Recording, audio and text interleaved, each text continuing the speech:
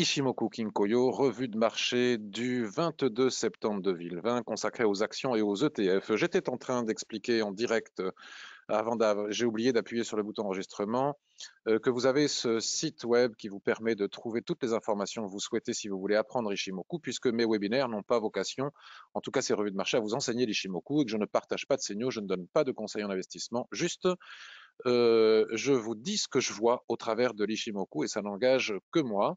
Et si vous souhaitez progresser, je vous invite à vivement aller sur le forum pour partager vos analyses et vos graphiques. Vous trouverez toujours quelqu'un d'expérimenté pour vous répondre avec bienveillance, ça c'est important, et corriger vos analyses. Je vais aussi vous dire que vous avez la possibilité de poser des questions. Vous avez une icône question, donc c'est là où je vois que vous êtes très nombreux aujourd'hui. Euh, je vous en remercie. Cette trading passion de Twitter en direct cette semaine, Alexis, Jérémy, René, Robert et toutes les personnes que j'ai saluées tout à l'heure. Salut Don Tony. Don Tony, si tu as envie de, je ne sais pas si tu as ton micro casque, etc. Si tu as une analyse à partager avec nous en direct, bah, tu me le dis. Sinon, on pourra faire ça la semaine prochaine. Euh, Puisqu'on n'a pas eu le temps d'en parler, mais j'ai pas oublié que je te proposais, Tony, à ne pas confondre avec Anthony, notre spécialiste du marché indiciel et forex du lundi. Bonjour Sylvain. Donc je vous indique comment on va faire aujourd'hui. Maintenant que tout le monde a vu le site et l'avertissement sur les risques ici-bas,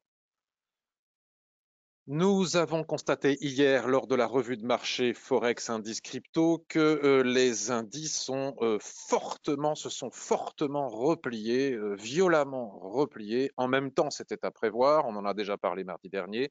Et souvenez-vous, mardi dernier, j'ai terminé ma revue de marché en vous lisant les grands titres d'un journal en investissement spécialiste des actions françaises qui indiquait quelles étaient les actions qu'il fallait acheter pour mettre dans son PEA.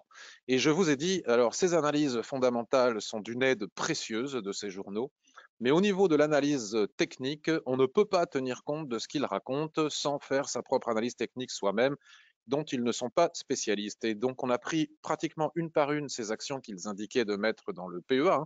C'était le grand titre d'un des journaux, les 10 actions à mettre absolument dans votre PEA et avec l'icône acheter.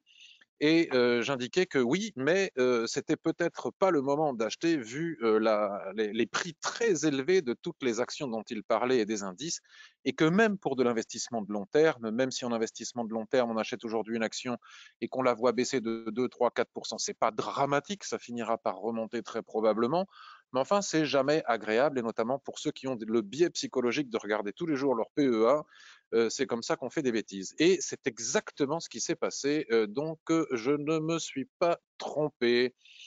Euh, Hier, nous regardions, on va voir ça tout de suite, exceptionnellement, je vais le faire parce que ce n'est pas ce que je fais habituellement lors de ma revue de marché action. On va jeter un œil sur le Nasdaq pour s'apercevoir que j'indiquais hier que le twist apparaissait et que la probabilité pour qu'on ait un repli au moins jusqu'au bas de la borne basse ici, puisque vous savez que le trader Ishimoku ou l'investisseur qui utilise Ishimoku comme outil d'analyse graphique regarde le nuage en premier lieu. Lorsqu'il voit une tendance comme ceci, il ne se pose pas trop de questions. Dès qu'il voit apparaître le twist, même si les prix et la Chikuspan devaient passer sous le nuage, cela ne veut en aucun cas dire, contrairement aux bêtises que l'on lit sur l'Internet des gens qui y parlent de l'Ishimoku sans savoir de quoi ils parlent, qu'on inverse la tendance. La tendance, on pourra éventuellement envisager de l'inverser seulement et uniquement que quand les prix auront cassé la dérive latérale qui va certainement se mettre en place suite au twist du nuage. Et que nous avons un avantage sur les chartistes, c'est que grâce au twist du nuage, nous pouvons établir les bornes des ranges avant même qu'il y ait eu deux points de contact d'un côté ou de l'autre, tel que la théorie chartiste le suggère, et que cela a une probabilité de réalisation de plus de 70%. Donc pas de panique, même s'il y a de forts retracements. Si on jette un coup d'œil sur le SP500, et le twist apparaît, c'est quelque chose de très très simple parce que comme j'expliquais hier, depuis toute la montée post-Covid, toute la remontée, on a dépassé les 100% de retracement de toute la baisse Covid. Je ne vais pas redire ce que je disais hier. Tous les niveaux de Fibonacci dans la montée ont été respectés, donc il est normal que les niveaux de Fibonacci soient respectés dans la descente. Il faut bien que ça retrace à un moment ou un autre, après avoir cassé le niveau de 100%, on retrace sur un niveau intermédiaire. Et j'ai dit hier en direct lorsqu'on était ici, je ne vois pas ce qui arrêterait les prix aujourd'hui avant le niveau de 88,6 de Fibonacci. Et comme vous pouvez le constater, c'est exactement ce qui s'est passé. Donc ce n'est pas un niveau crucial. Je ne serais pas du tout étonné que les prix arrivent à retracer même jusqu'au niveau de 78,6. On pourrait très bien taper ici les 88,6, revenir sur les 100% et puis finalement repartir. Et c'est là où on entendra tous les fins du mondiste nous dire ça va craquer, ça va craquer. C'est violent, mais c'est pas pour autant que ça craque, c'est juste sain et c'est nécessaire et heureusement que ça arrive. J'ai juste une pensée pour toutes les personnes qui ont écouté de mauvais analystes leur dire pendant toute la période Covid, il ne faut pas acheter, il ne faut pas acheter, il ne faut pas acheter, et qui n'ont pas acheté, qui ont été frustrés, qui ont acheté très haut quand tout a remonté et qui maintenant sont probablement en perte parce que même si leur analyse n'était pas mauvaise, c'est une question de timing. Et comme je le dis depuis quelques semaines, c'était tellement haut que c'était certainement pas le moment d'acheter. Cela ne veut pas dire pour autant qu'il faille vendre. Donc la question de ce webinaire est de savoir est-ce qu'on ne peut pas profiter de la baisse actuelle pour éventuellement faire ce qu'on n'a pas pu faire pendant le Covid, ou en tout cas envisager de commencer à rechercher dans le cadre d'un stock picking, par exemple, ou avec des outils, je vais vous les montrer, comme des proscreeners, des actions sur lesquelles nous pourrions rentrer si on n'est pas encore rentré pour de l'investissement de long terme ou éventuellement pour du swing trading. Si on regarde le CAC 40, parce qu'on va surtout parler d'actions françaises, mais vous savez qu'on ne peut pas regarder le CAC 40 sans avoir regardé le SP500, je disais hier en direct que la probabilité pour que les prix, d'ailleurs les prix étaient ici hier en direct, les prix étaient ici, et j'expliquais que dans ces moments-là, malheureusement, il y a des centaines de particuliers qui voient les prix chuter violemment, qui écoutent les 10 heures de Bonaventure qui nous expliquent depuis des années que tout va s'écrouler et qui se disent oh là là, je suis en train de perdre le train, je suis en train de rater le train, ça va s'écrouler, je vends ici. Et c'est souvent au moment où ils vendent ici qu'on arrive sur un support majeur sur lequel le marché prend un malin plaisir à rebondir. Donc on ne peut pas parler de rebond à proprement dire, mais on peut quand même constater que le support que j'ai indiqué ici, qui est facile à tracer grâce au deuxième point de contact ici et grâce au twist du nuage, a bien marqué une pause dans la chute et que c'était certainement pas sur ces niveaux qu'il fallait vendre et que nous ne sommes pas à l'abri d'un rebond, voire même un retour sur les plus hauts. Donc maintenant que j'ai fait cette analyse indicielle et que ce que je racontais hier s'est produit, non pas parce que j'ai une boule de cristal ou parce que j'ai du talent ou je n'ai rien de tout cela, j'ai juste une confiance absolue dans l'analyse technique et l'analyse technique me le rend bien, notamment avec l'Ishimoku. Je vous propose de partir sur le marché des actions. On va voir ce qu'on peut faire. Suis-je le seul à avoir des coupures de son, me demande Junior. D'accord, Tony. Est-ce que vous avez des coupures de son? Non, il n'est pas le seul. J'en ai de temps en temps. Le son est OK, me dit Didier. Alors, pourtant, l'Internet ici, même un Wi-Fi est puissant. Euh, écoutez, on va faire avec. Hein. Peut-être qu'il y a un petit peu de difficulté au niveau. OK, bon, mais de toute façon, on ne peut pas faire autrement. Certains disent aucun souci, j'ai des coupures également, d'autres pas du tout. Et j'ai Google l'assistant qui s'en mêle et qui me dit je sais pas quoi. Ça, j'adore ça. Alors, désolé pour ces coupures de son, j'espère que ça va s'améliorer. Je suis en Wi-Fi, d'habitude ça fonctionne bien. Ok, c'est parti. Donc, est-ce qu'il y a des opportunités? Donc, ce que je vous propose de faire, c'est d'utiliser, vous voyez sur mes écrans depuis quelques jours, vous pouvez voir qu'il y a des annotations de chandeliers, de structures en chandelier japonais, seul ou avec plusieurs chandeliers, de retournement qui sont associés, c'est pour ça qu'on ne les voit pas tous, par exemple ici vous ne voyez pas d'indication, qui sont associés avec les stochastics en survente ou en surachat. Il n'y a pas d'information, il n'y a pas, le logiciel n'affiche pas de structure en chandelier japonais tant que les stochastiques ne sont pas soit en surachat ou soit en survente. C'est pour ça que parfois vous voyez des chandeliers de retournement, mais que vous ne les voyez pas se dessiner. C'est un indicateur que je suis en train de concevoir. C'est surtout Guillaume de Chart Insight qui est en train de le concevoir. Moi, avec mes formations, etc., et nos connaissances mutuelles, qui va permettre d'avoir des indications directement en tant qu'indicateur et de fabriquer des proscreeners que j'offrirai avec certaines de mes formations, pas toutes prochainement. que je mettrai à vendre pour ceux qui le souhaitent et qui n'ont pas eu accès à mes formations. Ceux qui ont acheté mes formations, je vous indiquerai lesquelles plus tard, l'auront gratuitement. C'est intéressant parce que l'idée là maintenant avec la baisse que l'on a vue sur les marchés est de savoir si on peut chercher quelque chose. Donc ce qu'on va faire, c'est que on va cliquer sur ProScreener ici, tac, je vais placer le ProScreener ici. Et là, on va utiliser un ProScreener qui recherche justement des configurations de chandeliers japonais de retournement avec les stochastics en survente ou en surachat, histoire de filtrer. Donc j'ai mis ça sur les actions Euronext et les actions Euronext éligibles au PEA sur une unité de temps journalière et il en trouve beaucoup, donc on va faire le tri parce qu'il y en a qui ne nous intéressent pas et voir si déjà avec cet outil on peut trouver quelque chose. Donc vous les voyez qui apparaissent à l'écran, je vais déplacer ça sur mon autre écran et je vais cliquer par exemple, je n'aurais même pas eu à l'idée sans ce ProScreener d'aller voir Carrefour.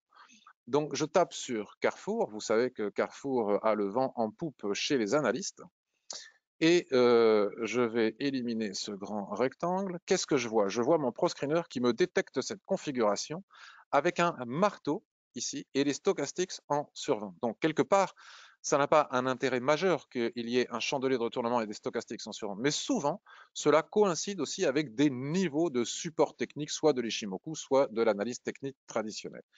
Et nous pouvons constater ici, en observant le twist du nuage et sa SSB qui se trouve pile poil au niveau des 50% de cette dérive latérale, que le ProScreener m'a détecté une configuration que je n'aurais jamais trouvée tout seul sans son aide, qui est une configuration de chandelier de retournement sur la borne basse ici de cette dérive latérale. J'aurais regardé hier, je l'aurais déjà trouvé hier puisque c'est en clôture.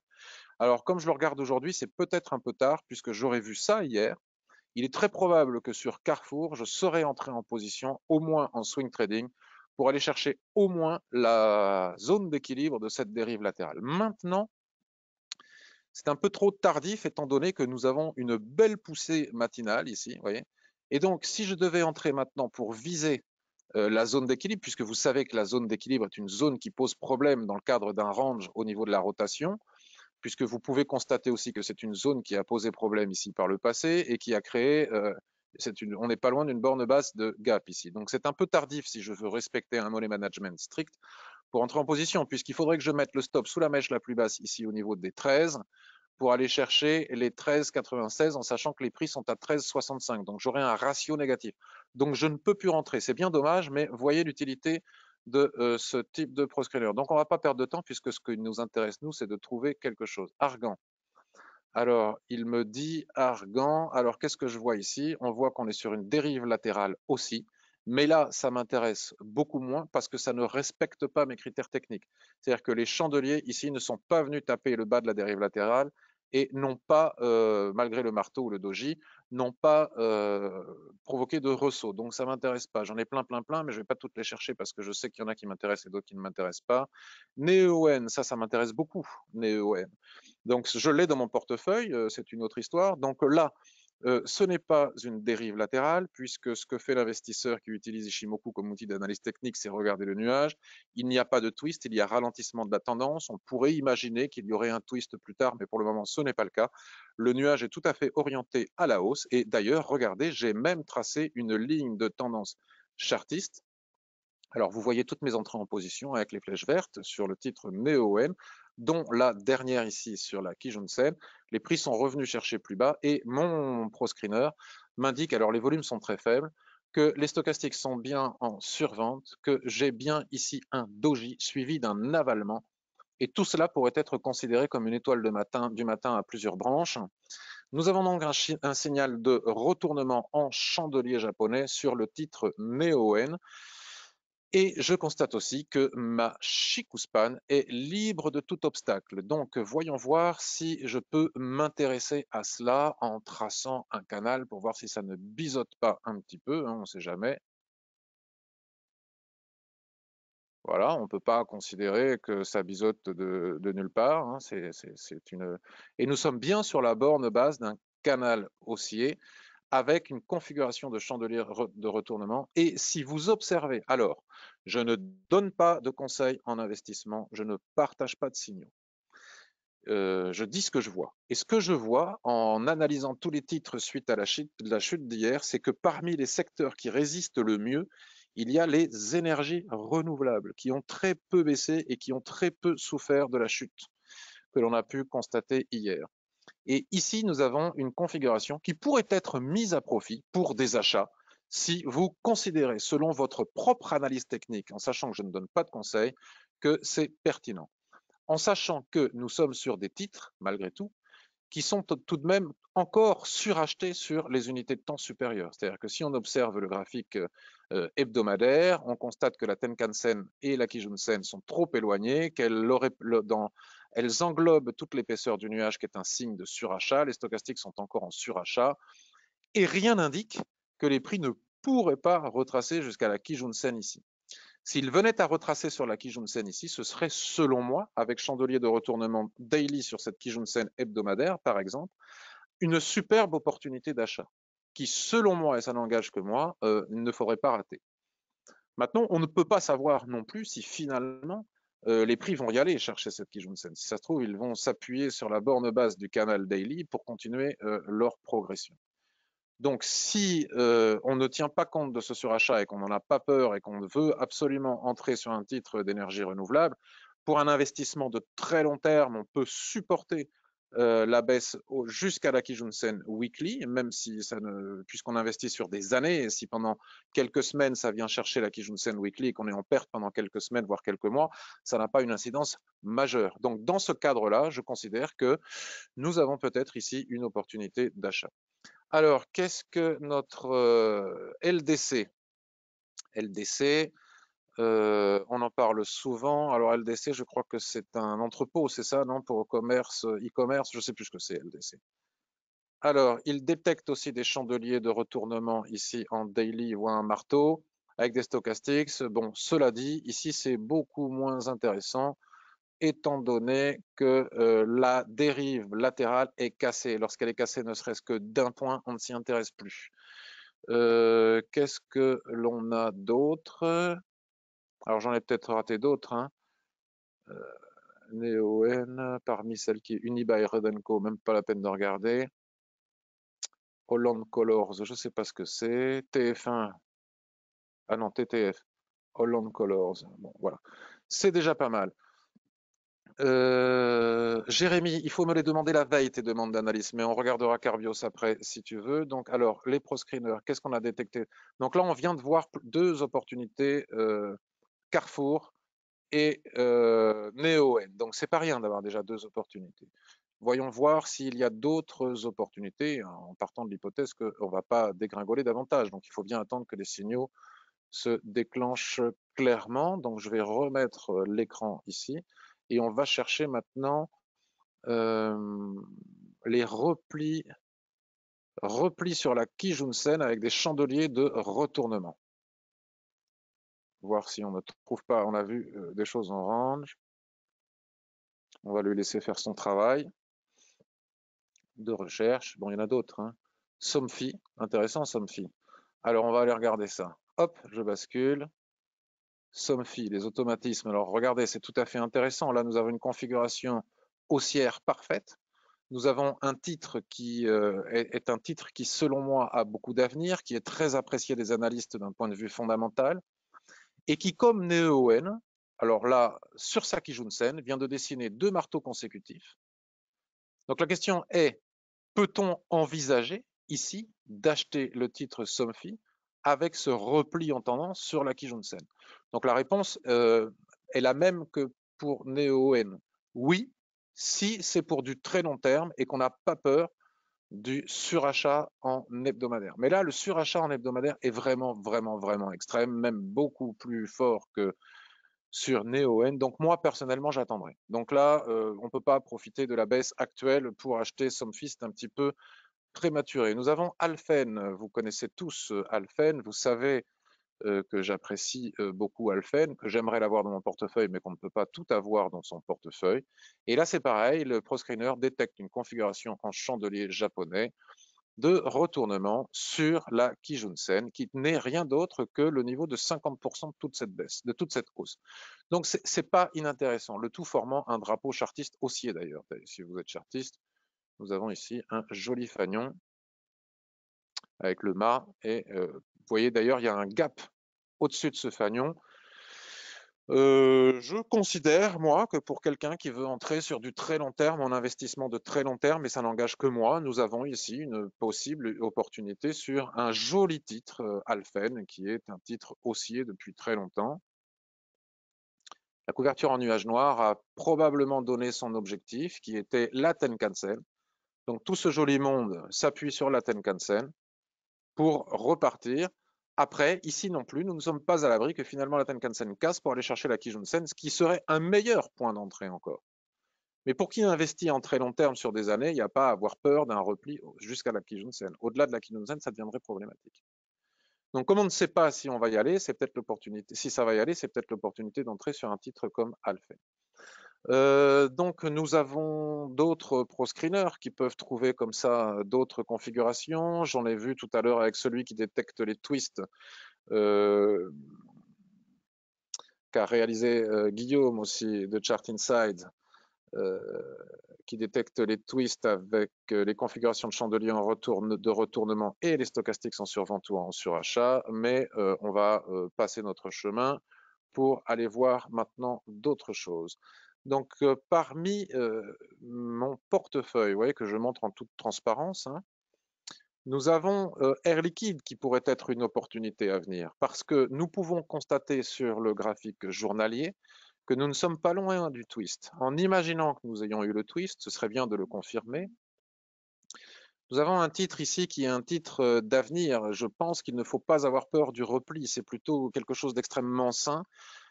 Si on tient compte du plan de relance, si on tient compte de tout ce que l'on sait sur l'hydrogène, si on tient compte des fondamentaux extrêmement solides et de la beauté de ce titre, on peut considérer ici que la Chikuspan est en train de s'arrêter sur l'ancienne droite de tendance. Vous savez que tout fait obstacle à la Chikuspan, vous l'avez ici, c'est juste merveilleux. On ne voit pas, mais elle fait une virgule ici, hein, elle fait une virgule pile poil sur la ligne de tendance. Nous avons le twist qui n'est pas très loin et nous pourrions peut-être envisager ici une sorte de dérive latérale. À confirmer, donc c'est un petit peu... Voilà. Si on bascule sur du H4, la tendance, la dérive latérale, le range est parfaitement bien borné. Nous avons eu ici quand même une augmentation de volume hier qui montre bien le combat des vendeurs et des acheteurs.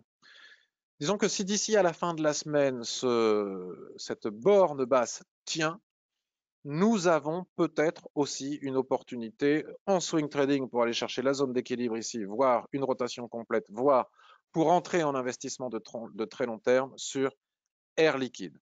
Maintenant, c'est toujours pareil, Air Liquide, c'est comme les autres, il est totalement suracheté. Il a cassé ses plus hauts hein, post-Covid. D'ailleurs, c'est intéressant parce que la borne basse de la dérive latérale H4 que je vous montre, elle n'est rien d'autre que le support des prix. Vous voyez, ici, c'est le plus haut. On casse le plus haut. On a eu toute une série de chandeliers de retournement qui nous annonçaient qu'il y avait un retournement, une respiration probable. Et les prix viennent travailler pile poil ce support. Donc, tant qu'on reste au-dessus de ce support, même pas peur. Si on venait à casser ce support, il y aurait probablement des niveaux. Alors là, pour établir quels sont les niveaux, je vous invite à tracer vos Fibonacci, qui seront des niveaux de support sur lesquels on pourra éventuellement s'appuyer. La Kijun-sen va continuer sa montée suite au dernier plus haut qu'il y a eu ici sur les 26 dernières périodes. Elle va sans doute s'arrêter au niveau des 127. Si au niveau des 127, nous avons les prix qui se replient sur la Kijun-sen ici, ce sera une merveilleuse nouvelle opportunité d'acheter Air Liquide pour ceux qui n'ont pas pu le faire ou qui ont eu peur de le faire pendant la période Covid. Néanmoins, en swing trading, s'il y a un rebond des indices, hein, parce que la chute actuelle des indices, elle n'est pas véritablement... elle est liée à des paniques boursières, à des mouvements de masse liés aux annonces qu'on a selon moi, hein, c'est mon interprétation, le Covid, les problèmes de reconfinement ici et là, mais finalement aux États-Unis, il y a pas, bon, il y a les élections, il y a la juge en question dont on en a entendu parler.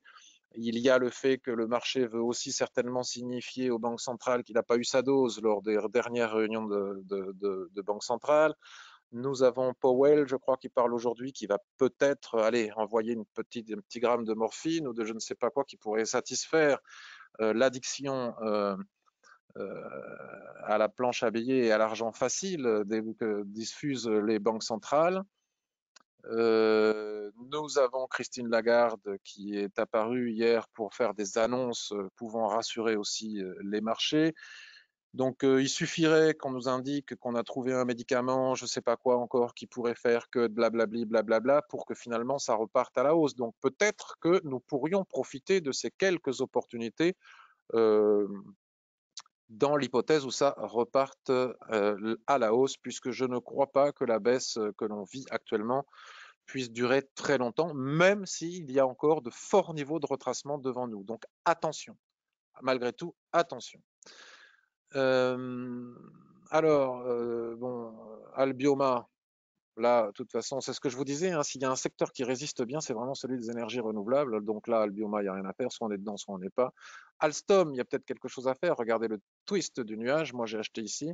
Le twist du nuage nous permet de peut-être établir quelque chose dans ce genre. Et donc, si la chute indicielle à laquelle on a assisté hier venait à continuer, il ne faut certainement pas acheter. Mais si un nouveau chandelier de retournement apparaît avec un ressaut et que finalement ça se calme sur le marché des actions, il y a peut-être ici aussi une opportunité pour rentrer sur Alstom. Mais encore une fois, c'est toujours la même chose, c'est délicat dans le sens où sur les unités de temps supérieures, c'est quand même suracheté. Là, par exemple, je vous disais tout à l'heure, on peut tracer les fibos parce que ce qui risque de se passer pour tous les titres qui n'ont pas cassé véritablement leur plus haut post-Covid, on les a à peine cassés, c'est des retracements de ce type. Donc, vous voyez, on casse ici le 78%. À partir du moment où on casse le 78%, souvent le niveau des 61,8 est engagé, hein. C'est le niveau de la Kijun. Donc là, la probabilité pour qu'on retrace sur le niveau des 61,8 est importante. Donc, je ne dis pas qu'il faille acheter maintenant. De toute façon, je dis rien. Mais nous avons des niveaux extrêmement importants pour profiter de la baisse actuelle dans les semaines qui viennent et dans les jours qui viennent. Même si ce n'est pas aujourd'hui et qu'il n'y a pas matière à se précipiter, il y a des niveaux différents selon les titres qui peuvent offrir des opportunités pour se placer à très long terme. Alors, on m'a demandé Carbios tout à l'heure. Alors, Danone, c'est la cata, hein, je suis dedans, mais ça n'a rien, ça veut pas, ça veut pas, ça veut pas. Bon, à un moment donné, ça voudra peut-être, mais ça ne veut pas. Carbios, tant qu'on ne vient pas chercher la Kijun-sen, à mon avis, c'est extrêmement dangereux d'aller chercher le titre Carbios, puisque c'est quand même un titre beaucoup moins liquide, c'est beaucoup plus spéculatif, mais ça résiste bien. Et puis de toute façon, il n'y a pas là, il n'y a rien. Soit on trace une dérive latérale comme ça, soit on trace une dérive latérale comme ça. Donc là, il n'y a pas de point d'appui actuellement suite au twist, pour rentrer à l'achat sur Carbios. Si on bascule sur l'hebdomadaire, on s'aperçoit qu'un des tracés de mes dérives latérales correspond à la Kijun-sen. Donc soit on repasse par le haut, soit on attend des replis plus profonds. Là, on n'a pas la configuration technique pour entrer sur Carbios. Edenred. Edenred, j'ai bougé mon stop en sachant que ça ne veut pas dire grand-chose de bouger un stop. Je l'ai mis parce que Edenred, si on regarde, Edenred, c'est un titre qui peut souffrir fortement des reconfinements éventuels s'il y a reconfinement, ou au contraire, s'il n'y a pas reconfinement, repartir rapidement à la hausse. Si on regarde Edenred, on s'aperçoit que le niveau des 50% a été cassé. On se replie sur ce niveau des 50%. Et tant que ce niveau des 50% qui correspond de toute la baisse Covid, hein, qui correspond à la SSB, il n'y a pas matière à s'affoler. Et il y a certainement, probablement, pardon, veuillez m'excuser, matière à s'y intéresser pour éventuellement rentrer dedans, en sachant que fondamentalement, s'il y a reconfinement, ça plonge, s'il n'y a pas reconfinement, ça repart. Donc là, moi, personne ne le sait. Donc vous voyez comme ce niveau est important, puisqu'il correspond à la SSB weekly qui correspond à 50% de retracement. Donc on a cassé, on se replie dessus. C'est juste normal techniquement et c'est même plutôt sain. Et ce seuil est aussi la borne basse d'une dérive latérale. Donc si les prix venaient à taper cette borne basse en daily, qui est la SSB weekly, qui est le niveau de 50% de retracement de toute la hausse, ça pourrait être, avec un ressaut et un chandelier explicite de retournement, une belle opportunité d'entrée à l'achat, à la fois pour du swing trading, pour aller chercher, un, la zone d'équilibre, deux, la borne haute du range, et aussi pour les personnes qui veulent investir à très long terme sur des années. La Française des Jeux, bon, il n'y a rien à dire, hein, soit on est dedans, soit on n'y est pas. Ça n'arrête pas de taper la borne basse du canal de la ligne de tendance, mais ce n'est absolument pas une raison pour acheter, puisque on n'achète jamais un repli en sachant qu'il y a la borne haute d'une dérive latérale en haut. Il faut la casser, juste au-dessus. Donc là, pour le moment, il n'y a pas d'opportunité. Bon, je ne vais pas y passer l'après-midi, la matinée. Kering, soit on est dedans, soit on n'y est pas, mais là, il n'y a pas matière à ce machin. Corian, alors Corian, je vous l'avais dit la semaine dernière, soit ça rebondit sur la borne basse ici, soit ça vient chercher mon point d'entrée. Bon, si j'étais swing trader, j'aurais déjà encaissé mes bénéfices depuis longtemps, hein, puisque je suis rentré ici, ici, ça a tapé ici, j'aurais pu encaisser mes bénéfices, mais moi, je rentre sur Corian pour du très long terme, parce que je considère que c'est un investissement de long terme à mettre en fond de portefeuille, dans le sens où malheureusement la vieillesse dans nos sociétés européennes est un business d'avenir. Donc je n'ai pas peur du retracement actuel. C'est comme ça fait partie des choses, on achète, des fois ça retrace, puis si je veux tenir ce titre pendant 5 ans, ça me laisse de marbre de le voir monter ou descendre pour le moment. En tout cas, il n'y a pas matière à acheter maintenant, ça c'est certain. Enfin, quoique, il faut regarder ces niveaux, à quoi ils correspondent. Mais enfin voilà, L'Oréal. Alors L'Oréal, c'est pas mal, L'Oréal. L'Oréal, je vous ai déjà expliqué ce que j'en pensais. Donc l'idée, c'est est-ce qu'on peut profiter des replis actuels pour faire quelque chose? Il y a vraiment beaucoup d'opportunités. Après, il faut savoir les saisir, il faut savoir les analyser. Et voilà. Donc L'Oréal a cassé les plus hauts de tout son retracement. Donc là, on pourrait être de toute la baisse Covid. Il a dépassé des niveaux importants. Tac, on trace les fibos pour avoir des repères. On s'aperçoit, alors je les ai tracés, oui, 23,6, bon, ok, on va les faire comme ça. On s'aperçoit qu'on a le premier niveau de retracement Fibonacci qui est le niveau de 23,60% et que la Kijun-sen sur mon point d'entrée ici correspond. Alors bon, parce que je ne les ai pas tracés, bon, c'est pas grave. De toute façon, ça revient au même, correspond à un autre niveau de Fibonacci à quelque chose près. Donc tout ça pour dire que nous savons que nous sommes sur un niveau de retracement de Fibo et on peut tous les tracer pour avoir des repères parce que moi je pense que L'Oréal c'est un titre qui si on a qu'il faut avoir dans son portefeuille. Nous avons ici la SSB. Nous avons ici la probable borne de basse du range. Je dis probable puisque tant qu'on n'a pas de point de contact, on ne peut pas considérer ça comme un point de contact. Et nous voyons bien que de toute manière, nous avons un niveau de support juste en dessous, donc le tracé n'est pas évident, mais ça se passe par là. Donc si ici nous avions des chandeliers qui font un ressaut, j'espère qu'on va les avoir, qui font un ressaut, que ça baisse un peu plus et que ça clôture à l'intérieur de cette dérive latérale, selon moi, et encore une fois, ça n'engage qu'en moi, on a une belle opportunité pour rentrer sur L'Oréal. Pour du swing trading, toujours pareil, SSB, rotation complète, et pour le tenir pendant des années, et profiter de la tendance. Donc voilà pour L'Oréal. Si on bascule encore une fois sur hebdomadaire, la Kijun-sen hebdomadaire n'est pas très loin, donc prendre le risque dans un investissement de très long terme d'acheter ici si on en a les opportunités, en sachant que la Kijun-sen ici n'est pas très loin, ne m'apparaît pas être un risque majeur et selon moi une belle opportunité. LVMH, il prend une petite tôle, mais c'est lié aux affaires avec Tiffany's. Donc, un repli ici sur la SSB est à étudier, mais autant choisir L'Oréal ou Kering ou d'autres. Neoen, on a déjà vu. Téléperformance, là, on ne peut pas profiter. C'est un peu prématuré, donc rien pour le moment. Legrand, vous savez ce que je pense aussi de Legrand, hein. C'est un secteur qui, à mon avis, va profiter des plans de relance. Alors, difficile de tracer exactement la borne basse ici ou ici. Si les prix venaient à chercher ces niveaux, il y aurait, à mon avis, opportunité pour envisager d'entrer à l'achat sur Legrand. Ce n'est pas le moment pour le moment. Veolia Environnement, bon, c'est Suez ou pas Suez, donc on attend, on n'y touche pas.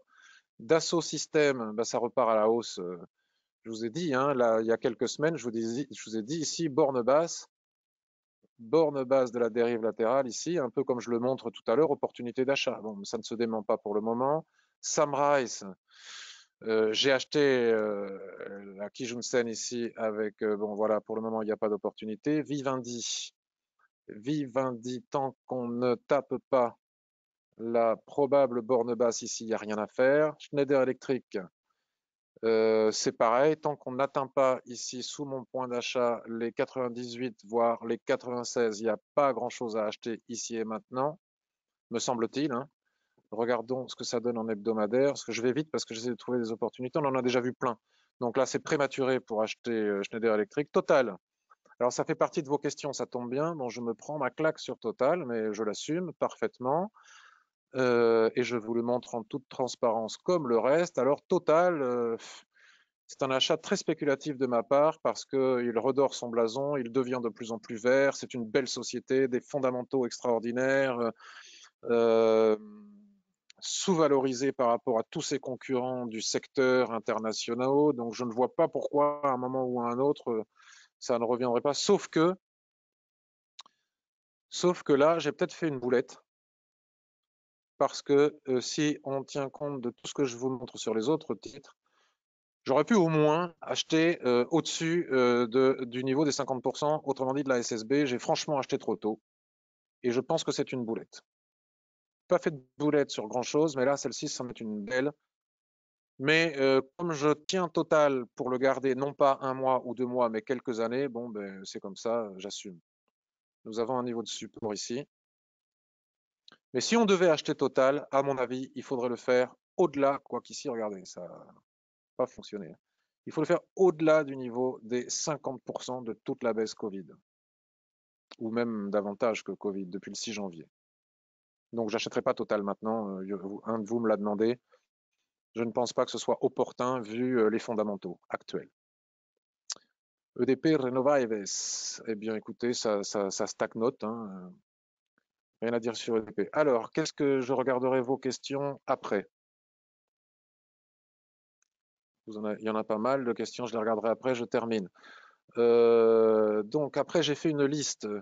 Donc nous avons vu, alors vous avez retenu, vous avez peut-être pas, donc on a eu L'Oréal, on a eu Carrefour, on a eu, bon, je ne me rappelle pas, mais on a vu qu'il y avait pas mal d'opportunités. Neoen, grâce au ProScreener et tout, il y a pas mal d'opportunités pour entrer en position, soit en swing trading, soit en investissement de long terme suite à la baisse actuelle. Qu'est-ce que j'ai regardé d'autre?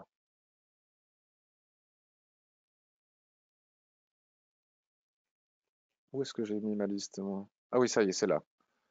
Alors, je vais essayer d'accélérer un petit peu. LDC, Neoen, Carrefour, on l'a vu.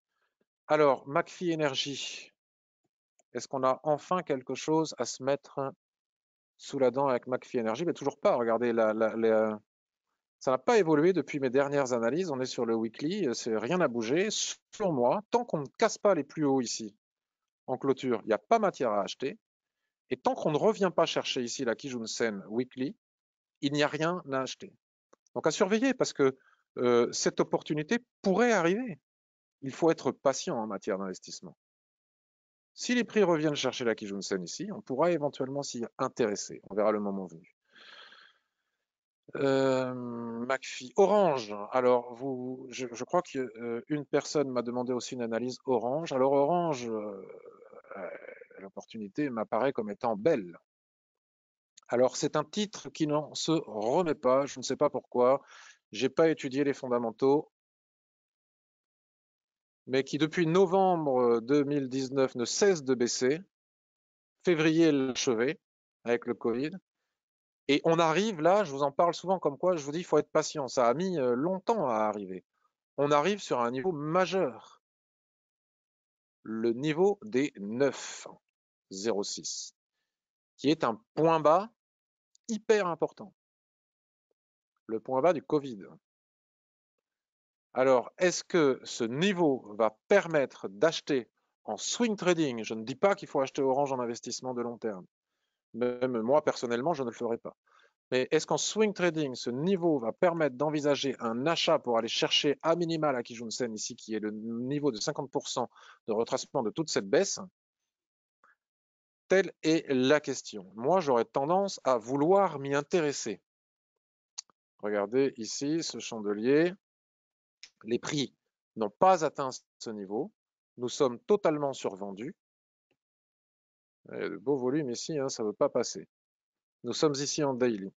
Donc, si et uniquement si les prix venaient à taper ce niveau des 9,056 avec une mèche basse similaire à celle-ci, par exemple, ou plus courte, et clôturaient à l'intérieur, au-delà de cette ligne des 9,050, je pourrais tout à fait acheter Orange pour aller chercher, par exemple, les 9,64, voire même les 10 en swing trading, avec un stop sous la mèche la plus basse et en vérifiant bien que j'ai un ratio minimal de 1 pour 2. Voilà pour Orange. Orange, L'Oréal, on en a parlé. GTT,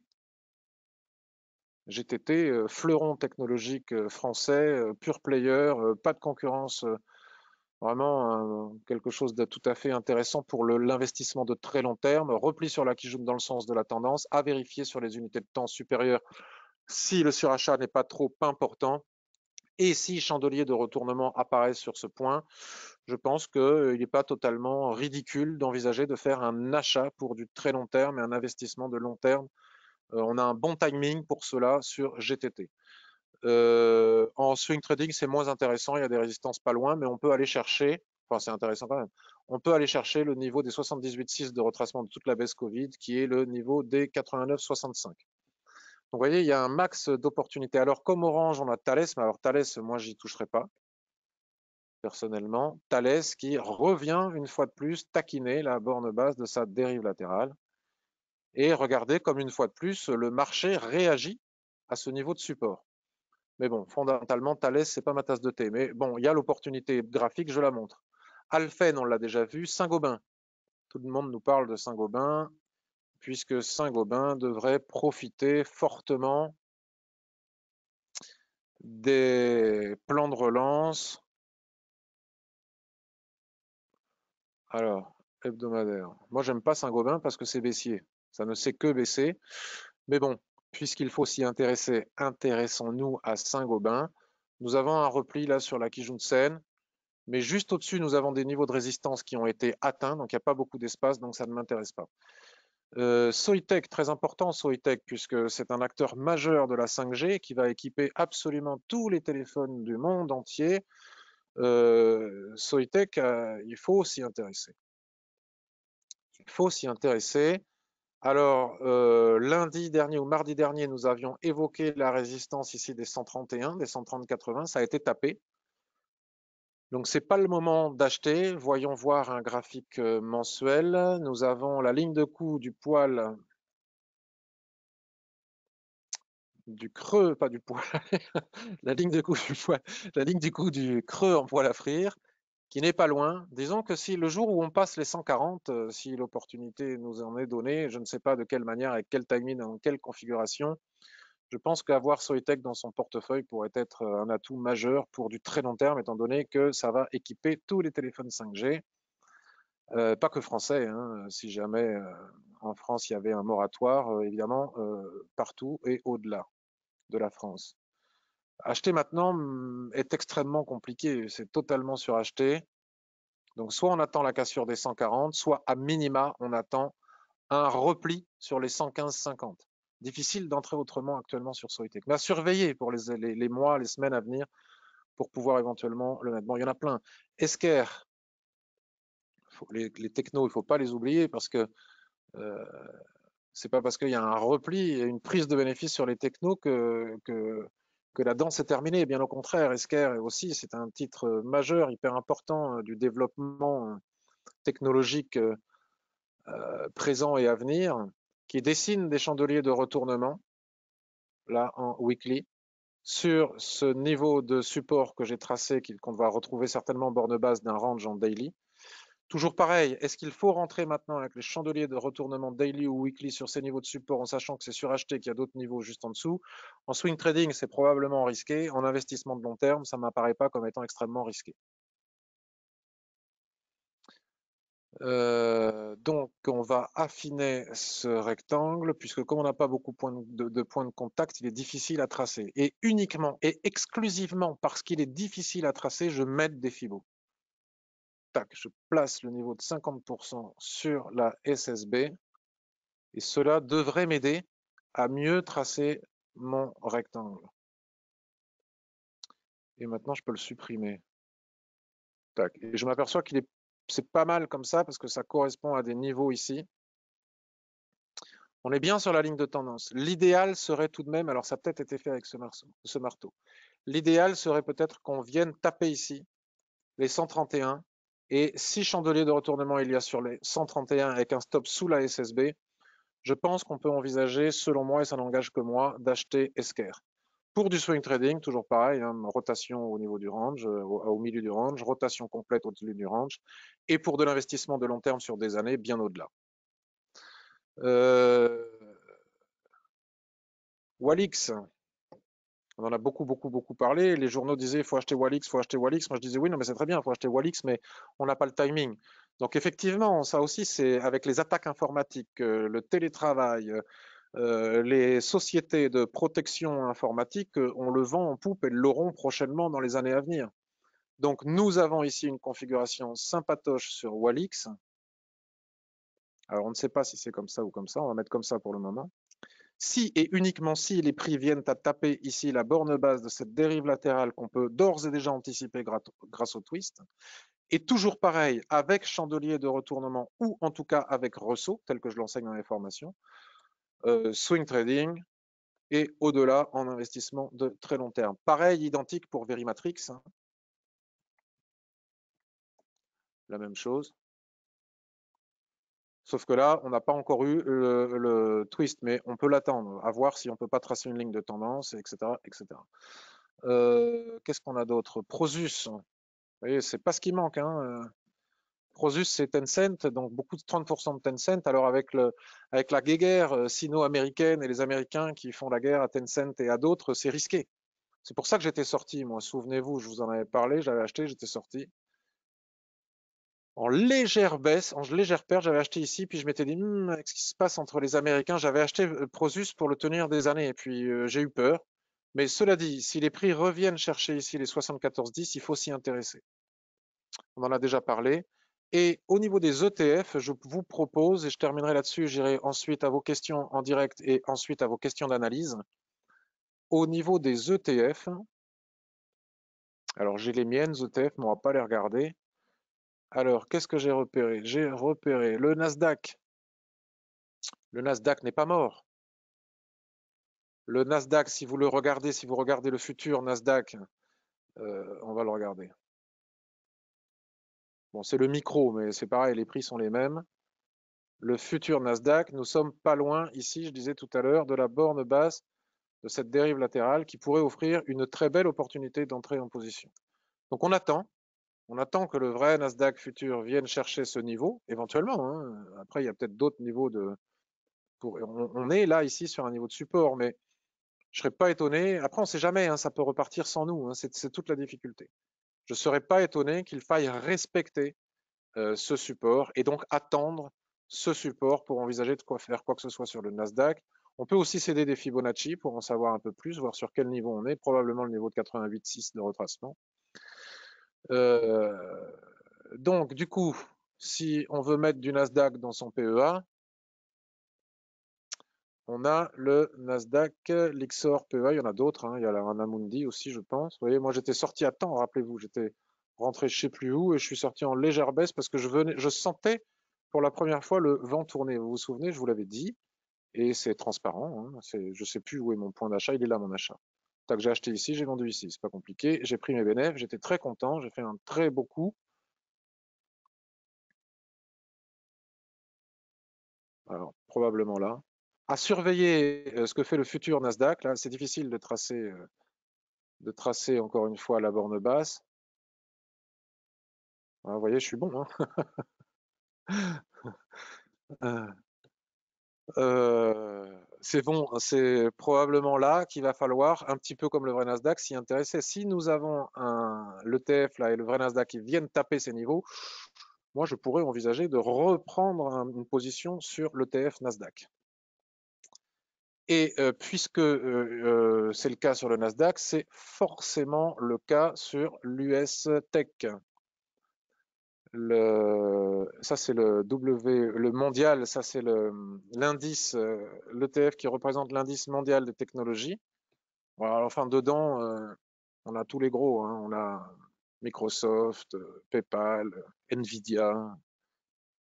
Donc là, c'est pareil. On n'est pas obligé de prendre les deux, hein. Celui-ci, il est plus sélectif.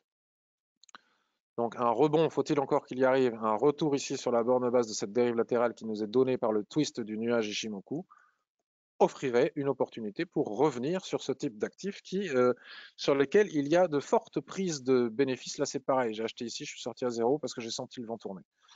Il y a de fortes prises de bénéfices actuellement, mais je ne vois pas pourquoi ça ne serait pas passager. J'ai fait le tour, je viens maintenant à vos questions. Donc vous voyez, ce n'est pas les opportunités qui manquent. Et il faut profiter de ces moments de baisse pour éventuellement détecter des opportunités. Il y en a un max. Et on en a vu beaucoup aujourd'hui. Alors, Carbios, on a vu. Alexis regarde. Xila Animation repli sur la Kijun-sen hier soir. Probablement. Mais Xila Animation, est-ce bien liquide? Oui, magnifique. Très beau repli ici sur. Alors, ça, c'est des titres typiquement Covid, hein.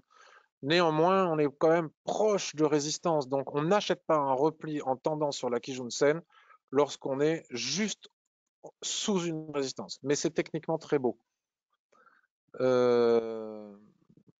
Alexis, c'est techniquement très beau. Peppa Pig a de l'avenir. Étrange, Lutetia sort une analyse Carrefour, mais j'ai remarqué que Lutetia sort souvent des analyses semblables. Bon, LVMH est pas mal en H4, Patrick, nous dit Don Tony. Alors, LVMH. Moi, je pense qu'il faut préférer Kering et L'Oréal, par exemple. Je n'ai pas regardé Hermès, hein, on ne peut pas tous les avoir. C'est pas faux. C'est pas faux. Il y a la boîte dans la boîte de la boîte, ça va probablement rebondir.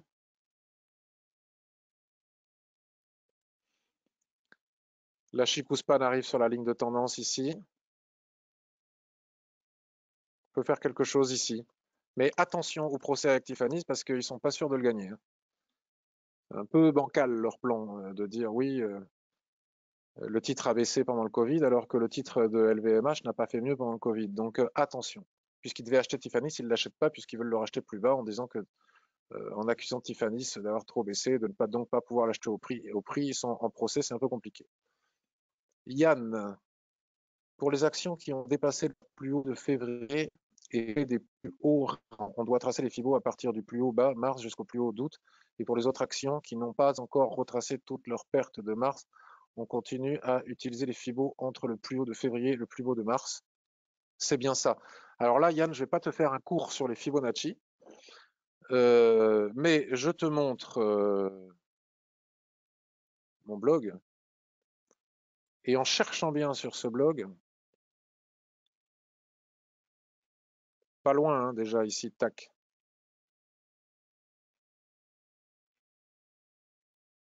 Oui, bah regarde, pardon, je me suis trompé de page, la précédente. Ne serait-ce qu'ici, comment ai-je prédit l'extraordinaire remontée des indices boursiers? Tu as 1, 2, 3, 4, 5, 6, 7, 8, 9 articles consacrés au Fibonacci. Mais en cherchant bien, en fouillant, en ayant la patience de fouiller, tu fais page 3, page 4, page 5, page 50, page 70, page 100, tu verras qu'il y a pléthore d'articles sur l'utilisation des Fibonacci sous différentes conditions, même en une minute, et qui devraient répondre à ta question. C'est à ça aussi que sert ce blog. Un peu de lag aujourd'hui, je suis vraiment désolé. Coup d'œil rapide sur Iliad, sinon la semaine prochaine. Un grand merci pour l'authenticité de la présentation. Alors Adrien, je ne sais pas si je vais avoir le temps, parce qu'il me faut répondre maintenant aux questions qui m'ont été posées la veille en priorité. Alors, nous avons Johan qui souhaiterait, alors, Fontaine, je ne sais pas comment on dit, Fontaine, c'est moche, Fontaine. Fontaine Pajot.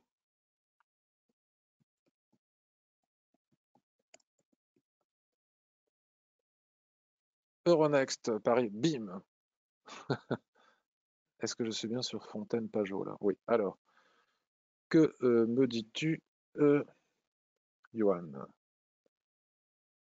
J'ai aussi deux autres actions qui m'intéressent à long terme. Fontaine-Pajot, fabricant de catamarans, ça c'est moi qui le dis, bons fondamentaux selon les analystes.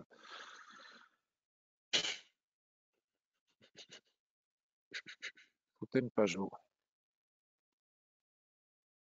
Alors, titre très haussier et puis très baissier depuis 2018 et qui ne s'en remet pas, quoi. Donc, acheter des titres pour le très long terme qui sont baissiers depuis plus de 2 ans, moi, c'est pas ma tasse de thé, hein. Je préfère choisir la même chose dans l'autre sens. Donc, on a bien ici un rebond sur la borne basse, mais ça va pas très loin. Et là, ça repart à la baisse. Moi, personnellement, d'un point de vue purement graphique, là, tout de suite, maintenant, je n'entrerai pas à l'achat sur Tenpajou. On a bien cette dérive latérale. Si rebond il y a sur cette dérive latérale, on peut envisager des swings, mais un long terme, étant donné qu'on n'arrive même pas à passer, à remonter depuis qu'on a tapé la borne basse du canal extrêmement baissier, si ça casse par le bas, c'est fini. Alors, je pourrais comprendre que tu achètes ici et maintenant à 56,80 avec un stop au niveau des 54, par exemple, mais si ça passe sous les 54, il faut sortir, c'est terminé. Et là, en achetant ici, on pourrait tout à fait profiter d'un rebond sur la SSB, puis sur la borne haute du canal. Au-delà, je ne sais pas. Euronext, bon, fondamentaux, mais très haut, hein. Euronext, on est tous au courant. Euronext est un super titre à mettre dans son portefeuille, Euronext.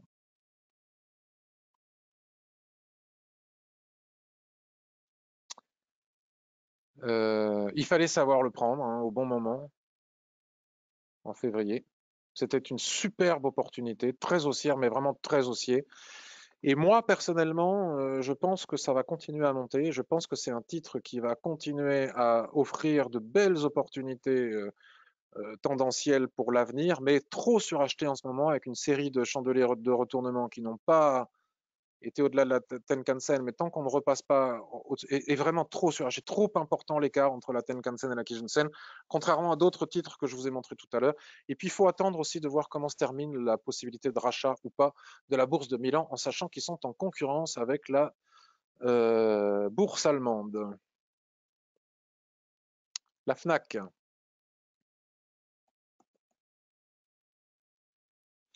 Alors la Fnac,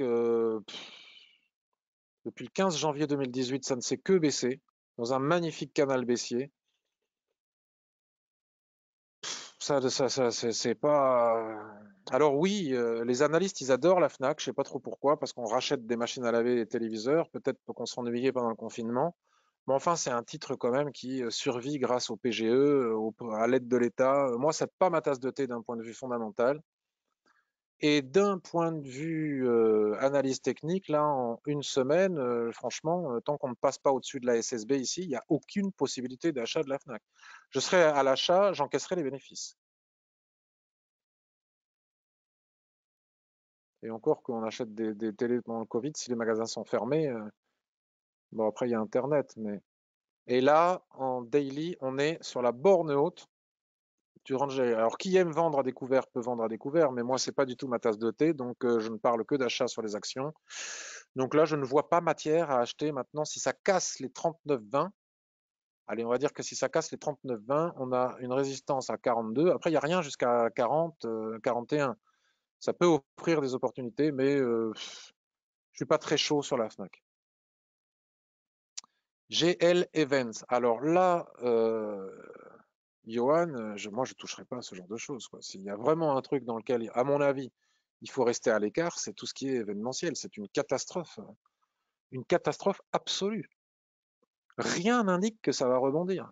Rien n'indique qu'il va pas y avoir des faillites en masse dans le milieu de l'événementiel. S'il y a vraiment un secteur avec le tourisme qui souffre particulièrement, c'est l'événementiel. Donc non, je ne donne pas de conseils en investissement, mais non, et en plus techniquement non plus. Donc moi je resterai totalement à l'écart personnellement. Gérard, Total pour le long terme, on en a parlé. Robert, serait-il possible de faire une analyse de Biocinex? Donc Biocinex, j'ai regardé, c'est un fabricant de tests pour pathologies tropicales, auto-immunes, maladies infectieuses. Grosse flambée de la société qui se paie 320 fois ses bénéfices potentiels. Donc c'est chaud quand même, hein. Alors sans doute que c'est une Biocinex, c'est peut-être qu'ils font des tests Covid aussi.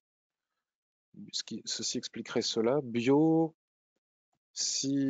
moi je déteste les pharmaceutiques à part Sanofi. Euh, alors Biocinex alors est-ce que c'est celui-là? Et les biotech. Biocinex, poum poum poum poum, monte à coup de gap, ça c'est le mât. Donc là nous avons le mât, là nous avons le fanion. On est en haut du fanion. On est à la fois en haut de la borne haute de la dérive latérale avec la SSB ici. Là, ici et maintenant, il n'y a rien à faire. Semble sortir de son range journalier. Oui, de la boîte dans la boîte, mais pas véritablement, parce que si tu traces... Alors déjà, en clôture, il n'est pas sorti. Hein. Il est sorti ici, c'est vrai, mais en surachat, quoique, proche de la SSB, ça pouvait s'envisager. Enfin, tu vois, j'ai tracé ce triangle qui bloque ici, et là, on le réintègre. Donc, selon moi, tant qu'on ne sort pas des 12,90, on ne peut pas retourner chercher les 14. En swing trading, il faut attendre de sortir des 13 pour aller chercher les 14. Dans une configuration de surachat extrême. Guy Sanofi. Alors, je dirais sur Sanofi que la période d'attente sur la loi antitrust a expiré, donc il peut acheter la biotech supplémentaire qu'il voulait acheter, je ne sais plus laquelle. Je pense que Sanofi, c'est une bonne opportunité aussi, on n'en a pas parlé.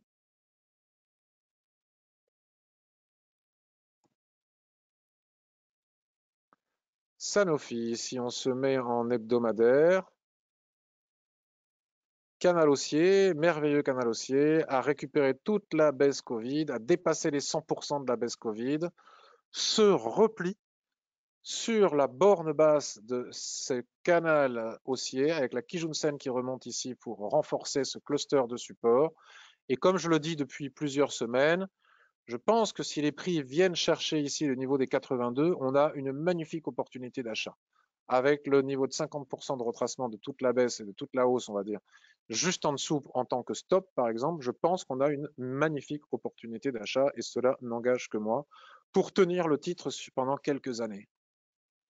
Si on bascule sur un graphique journalier,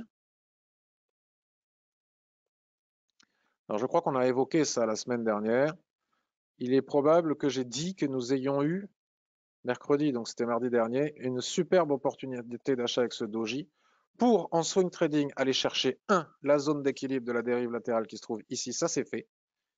Là, on a des chandeliers de retournement. Donc tout retour sur ce niveau, voire un peu plus bas au niveau des 82, selon moi, offre une nouvelle opportunité d'achat pour du très long terme sur Sanofi. En swing trading, l'objectif a été atteint. Il fallait acheter ici tel que je l'ai dit mardi dernier et sortir ici avec le doji qui nous indiquait qu'il était nécessaire de prendre nos bénéfices. Biomérieux. Alors encore un laboratoire qui fait du test.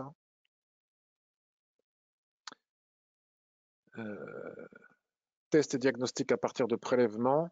Bon ben là, on est sur un jour, autant le rester. Qu'est-ce que te raconte le nuage, Guy? Tu regardes le nuage et tu as la réponse à ta question.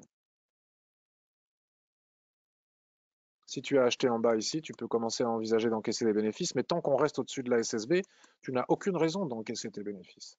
Il n'y a que et uniquement que si les prix venaient à repasser hop, sous ce niveau, que tu pourrais à ce moment-là t'interroger sur la prise de bénéfices nécessaire. Mais pour le moment, si tu es dedans, tu tiens la position si tu as acheté en bas. Tout dépend où tu as acheté. En tout cas, il n'y a pas de signal d'achat au niveau de la zone d'équilibre et en surachat. Il n'y a pas de signal de vente non plus. Jean-Philippe, je voudrais savoir ce que tu en penses. J'ai deux actions que j'ai mis dans mon portefeuille vendredi 18 mai. En tant que contrariant. Alors pourquoi être contrariant, Jean-Philippe? Rallye, société de holding organisée autour de deux pôles d'activité, grande distribution casino, aïe, et la distribution d'équipements sportifs et de mode basket. Conclusion, ils essaient de se restructurer. Oh là là. C'est des secteurs en grande difficulté, ça. Voyons voir. Casino, ça va pas fort. Oh là là. Casino. Alors, bon, le 19 février, tu as acheté Jean-Philippe à 3,90 €. En plus, c'est des petites capitalisations pas très liquides. 3,90 €. Pourquoi avoir acheté à 3,90 € Jean-Philippe en sachant qu'il y a un support juste en dessous, ici? Quand tu as acheté, tu as vu ce support des prix à 2,96 €. Donc en achetant à 3,90, même comme je l'enseigne dans ma formation, si c'est une probable borne basse de dérive latérale, les prix vont souvent chercher le support qui est juste en dessous. Donc je ne vois pas ce qui pourrait empêcher les prix d'aller chercher les 2,92 dans un secteur sinistré qui plus est. Stop à 3,70. Ton stop a été tapé, de toute façon, je vois. Tu n'aurais pas dû acheter en sachant qu'il y avait un support juste en dessous. Souvent, la masse voit ce support et la masse va chercher ce support puisque la masse va où les choses sont évidentes. Alors, et puis la boîte a d'énormes dettes. Veralia, ça c'est mieux déjà. J'avais Veralia dans mon portefeuille, je crois en Veralia, troisième producteur mondial, premier producteur européen d'emballage en verre pour les boissons et les produits alimentaires. C'est dans la mouvance de l'écologie et du recyclable, c'est très très bien. Acheté à 24,35, stop à 23,30, objectif à 26,65. Alors c'est du très court terme, hein. Alors Veralia pour un investissement de très long terme sur des années, moi j'y crois. Pour du swing trading, donc tu as acheté Veralia. D'ailleurs, regardez, j'avais acheté, j'étais sorti. Veralia à 24,35, stop à 23,30. Bon, ben, ton stop est tapé. Et tu as acheté à combien? 24,35. On est à 22, 24,35, c'est où 24,35? 24, on va se mettre sur du daily, ce sera plus facile. 24,35, 24,35. Alors, je ne sais pas quand tu as acheté, approximativement ici.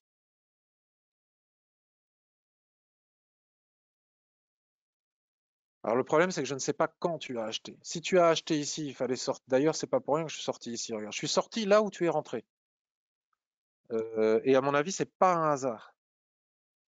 C'est que j'ai senti que c'était un niveau qu'il fallait, sur lequel,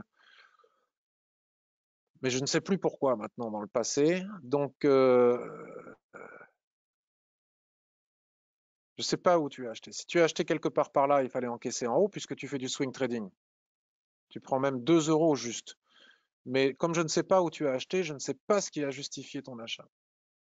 Là, avec un gap baissier sous la borne basse de cette dérive latérale, il n'y a absolument pas de signal d'achat. Il y a plutôt des signaux de vente. Donc, je suis vraiment désolé pour toi, Jean-Philippe, mais le timing ne m'apparaissait pas comme étant terrible, terrible. Stop là, 23,30, 24,35. Je ne sais pas quand tu as acheté. 24,35. Si tu as acheté ici, il n'y a pas de justification à un achat avec ce chandelier en clôture journalière ici.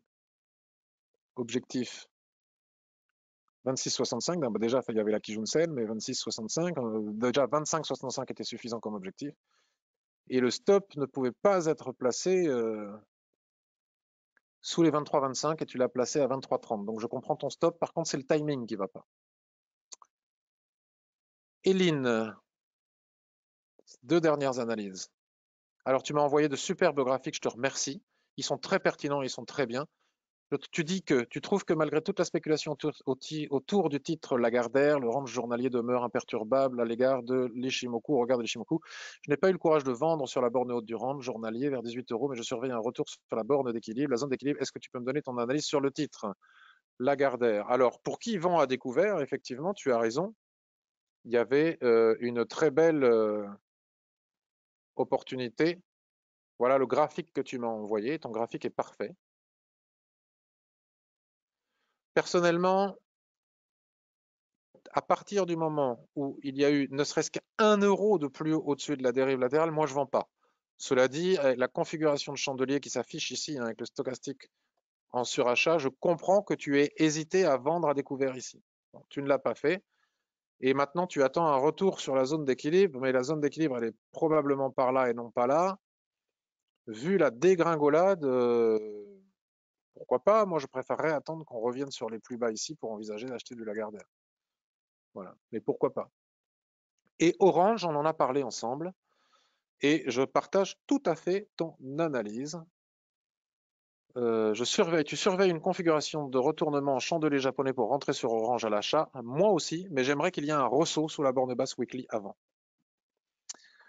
Je regarde vos questions et voici pour cette émission très chargée parce que beaucoup d'opportunités selon moi, à la fois en swing et en investissement de long terme.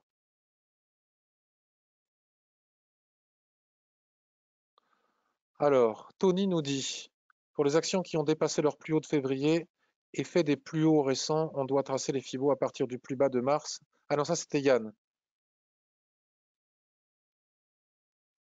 Iliad, on va s'arrêter là, hein, pas le temps. Un grand merci pour l'authenticité de ta présentation de ton portefeuille, ce qui place l'étudiant en trading davantage en conditions réelles. Merci beaucoup.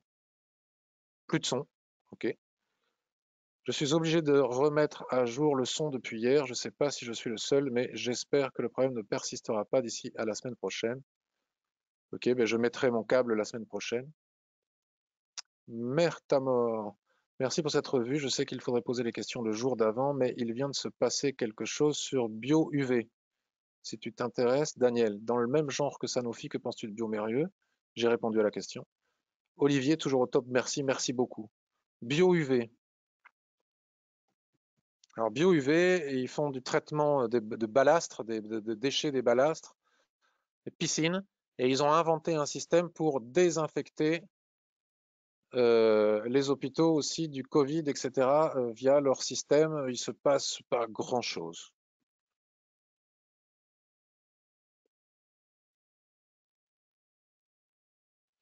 Ça reste dans son range, ça reste dans la boîte, donc pas de quoi. Voilà, hein, borne basse, borne hausse, on se dirige, voilà. Ça navigue dans sa dérive latérale, dans la boîte à l'intérieur de la boîte. Merci à toi Christelle. Désolé pour les problèmes de son. Euh, Merci de me remercier pour ma gentillesse. C'est moi qui ai ma qualité d'analyse. Je vous remercie beaucoup. Ça me fait très plaisir. Je vous en remercie sincèrement. Ça me flatte. Et ça fait du bien aussi d'avoir des remerciements. Et c'est appréciable. Donc, je vous remercie à mon tour pour votre fidélité, votre gentillesse. Je vais publier ça sur YouTube, puis sur Twitter et les réseaux sociaux.